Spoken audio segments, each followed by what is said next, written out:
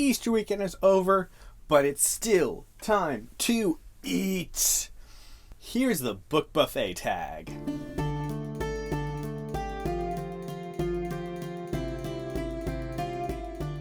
Hello, welcome to my channel. My name is Pete. This is the Ponderings of Pete.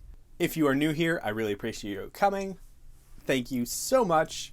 If you want to like this video to help with the algorithm, all that jazz, please do. Comment down below if you have any thoughts about this. There's actually one question in particular that I'm going to put forth in the video that I really would like to hear your thoughts on if you can. Subscribe if you want to see more, of course. If for some odd reason you strangely, think that, you'd like to see more of me and hear more of my thoughts, which are kind of wild sometimes.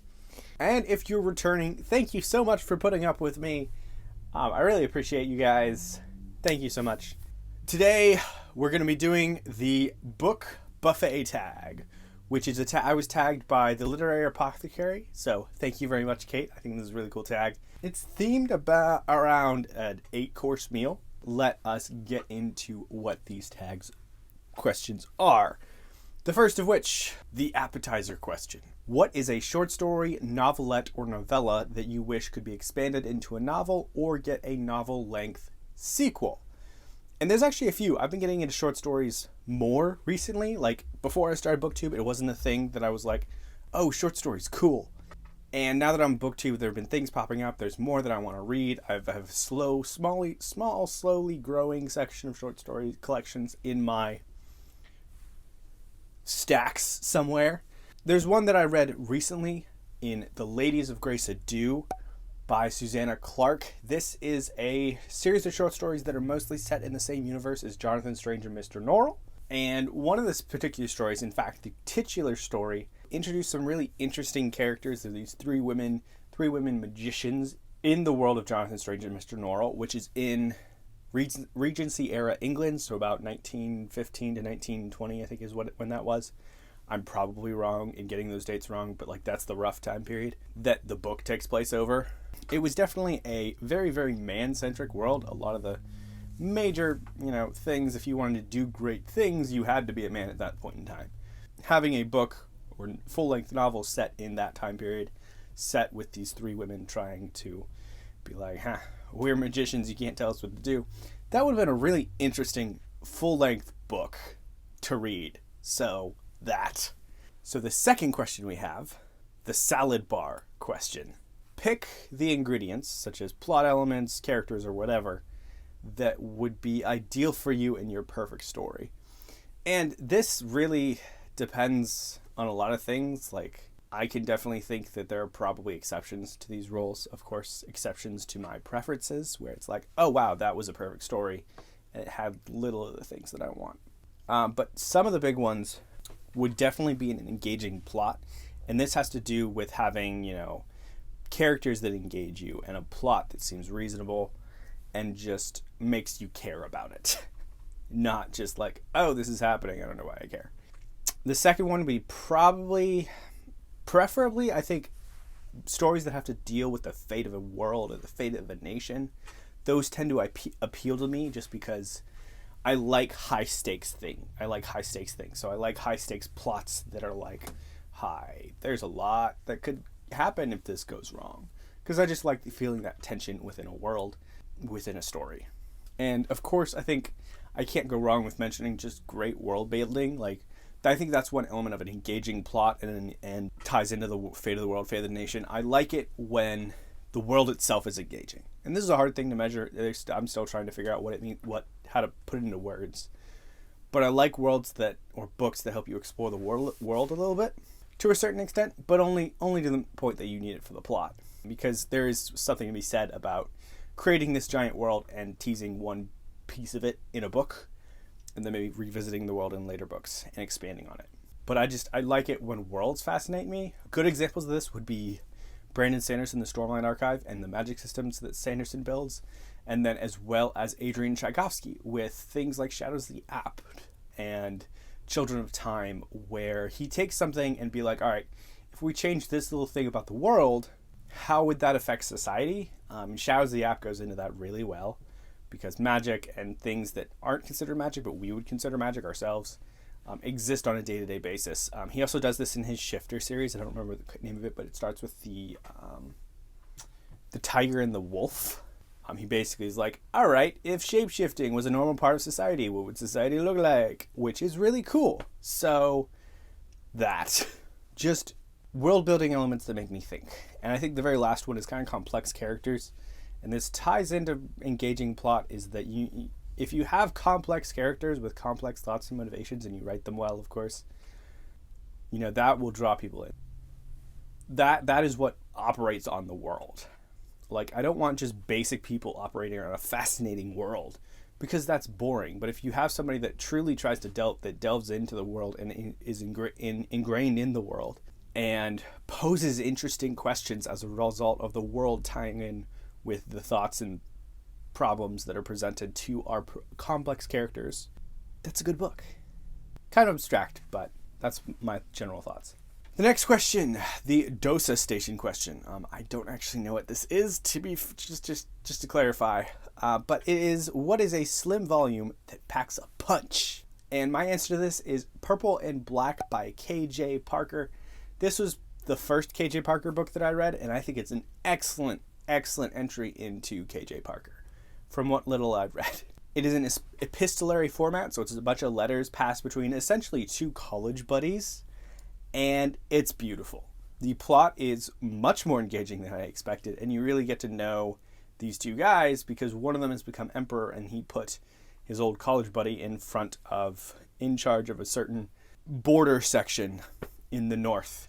And yeah, the world is fascinating in the glimpses that we get of it, and he tells us exactly what we need about the world in order to put forward the plot and to just understand the political climate at the time. And the ending is really it's a surprising ending. It's great. I really loved it. Next question, number 4. Pasta. I don't know why I said that. Good Italian cooking. I will eat that up, and it won't be good for me, but it's fine. What is a book that is a comfort book that will leave you fully satisfied and content with it when you're done with it? So I've put together a bunch of different answers to this question, because I can't really answer this to one book, and it will be affected by recency bias. Fair warning. So first up, we have Night Circus by Erin Morgenstern. This is a very atmospheric book about a circus, and literally the main character is the circus. Just warning you straight up, it's a vibe. It's a very vibe heavy book. We have actual people that are main characters, but don't be deceived by that. The main character is the circus. So if you like just exploring a location and a general atmosphere of this circus, if that sounds interesting to you, pick this up. It's a really fun book. Next up, we have Fireborn by Rosaria Munda. I have not gotten the second book in this one yet, but this one surprised me for a YA. This was a really good entry and exploration into the morning after syndrome in relation to revolutions. And that sounds maybe not precisely how I want to put it. It essentially delves into what happens next. A revolution has succeeded, and how is that going to affect the people that live in that world, in that country, 10, 11 years down the line? What's that going to look like? And it's great. I love the topics that the author explored in this book, and it just was a really good book. Next up, we have Senlin Ascends.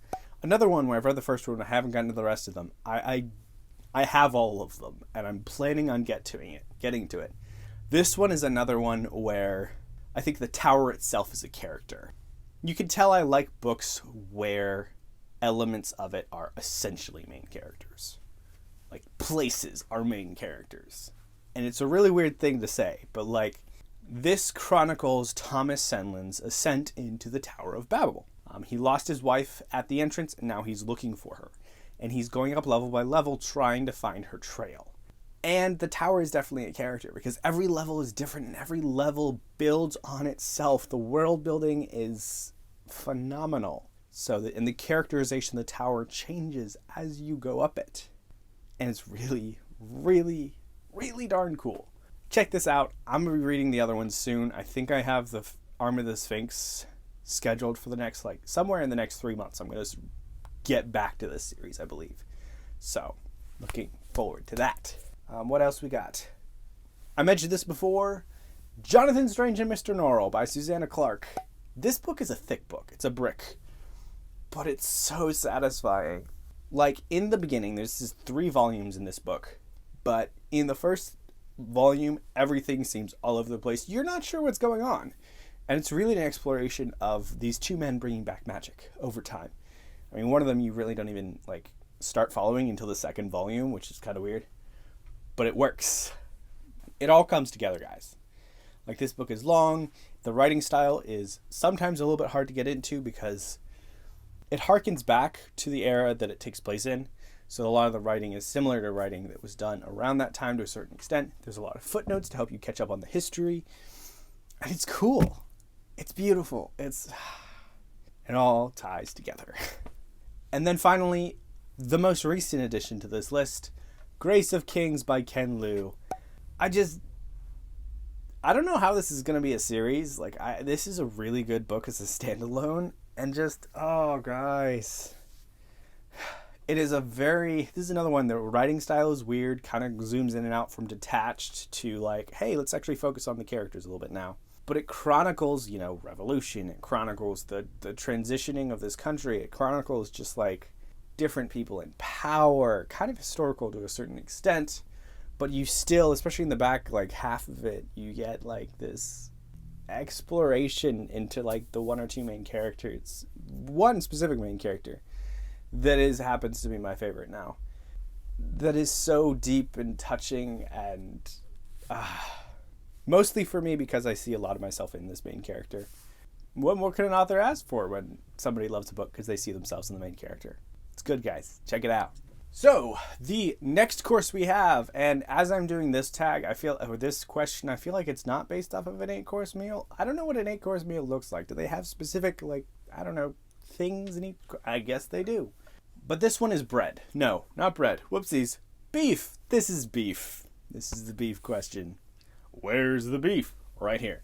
What is a book that is hearty? Whether it's long or not, it fills you up. And it fills you up with gooey warmness. Or it was just a slog to get through.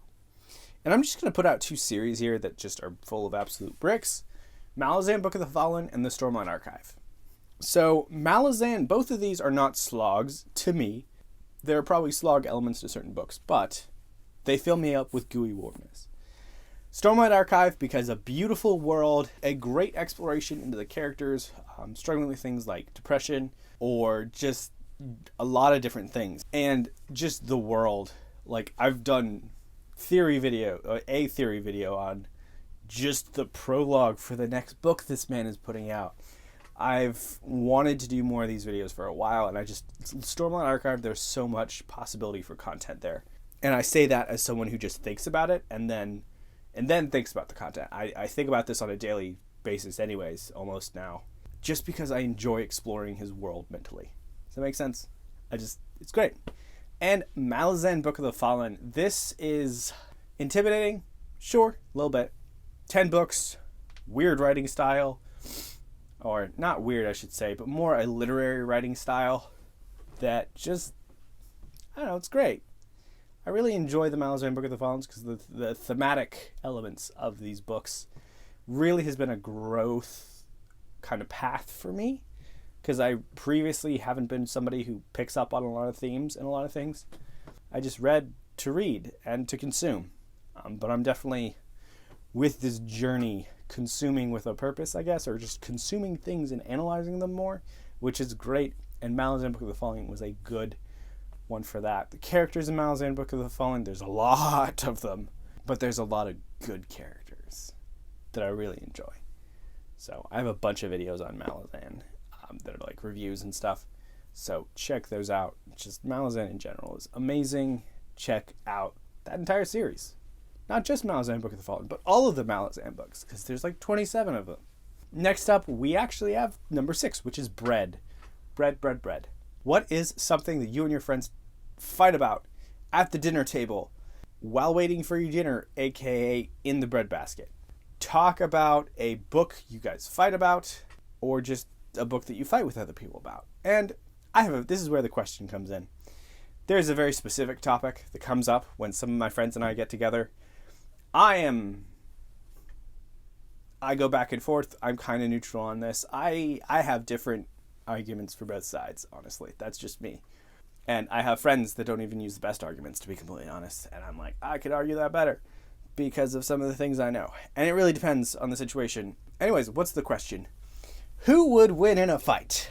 Aragorn or a Jedi? And I would further expand this just to say Aragorn versus a Force user. Like, what do you think? There's a lot of interesting arguments. I am putting no parameters on this. Let me know what you think. Who would win in a fight? Aragorn or a Force user? Because we just want to know. Like this has been a huge argument for years. And the arguments are can be good on both sides. So let me know what you think. I'll probably put this in my Discord as well. Just because, this is such a super interesting topic to explore. Because there's so much in both of those universes. More in Star Wars, probably. But what do you think? What do you know? Tell me more. Number 7, The Cheese Board. What is a book with a happy ending? And this one was, the hardest one to think about. Because, that's a spoiler. You're basically asking me to spoil a book. So I went super basic. Lord of the Rings. Lord of the Rings has a happy ending, guys. If you don't know that, if that's a spoiler to you, I'm sorry, but it's been out for a while. If you're a child, just go read it. If you're not a child and you have read it, I would highly recommend you read it. It is a really good book because it obviously is one book, not 3. Because that's how the author intended. Don't think I'm being condescending or anything. That's a joke. It's legally a joke. Oh, I cracked myself up. It's good that I cracked myself up. Let's get on to the next question. What? The chocolate fountain. When you read a new book, or a new author, or a new series, do you dip in and out? Or do you just read it all back to back and take the entire fountain and just guzzle the fountain? Do you guzzle the fountain? Or do you dip? And this answer has actually changed. So back in the day, before Booktube, back in the dark time. Not really. I would binge. I was a binger. I would binge a series. I did that with Stormlight Archive. I started Stormlight Archive when I was studying for my CPA exam for my accounting license. And Stormlight got me through that. I had a few binge nights that I probably shouldn't have done that. But, it got me through 1 or 2 of the tests. There were 4. But yeah, I would binge. And now that I've started BookTube, I don't do that anymore. Because that's burnout. Burnout is there. I read a lot less, and as much as I enjoyed binging, burnout was a factor. Moving on from the Stormlight Archive to another series was hard.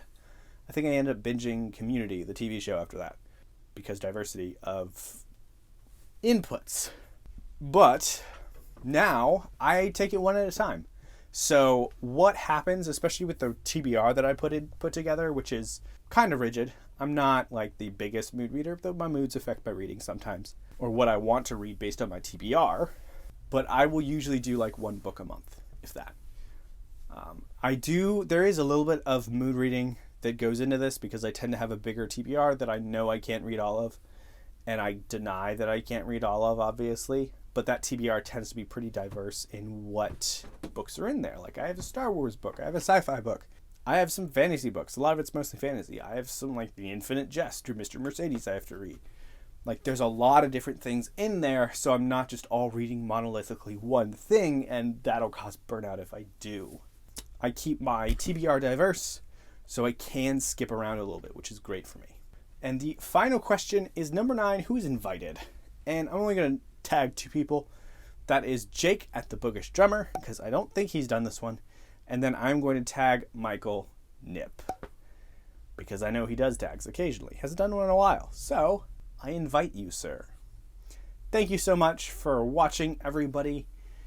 Please, Aragorn versus a Jedi, Force user, whatever. No parameters. Make your own parameters. Tell me what the parameters are. Tell me who you think would win. Let me know. Will I come at you with an alternate argument? Maybe. We'll see. Might have to resurrect some arguments. Thank you so much again. Have a great rest of your day. Thank you for coming. Get some rest because that's super important. Goodbye.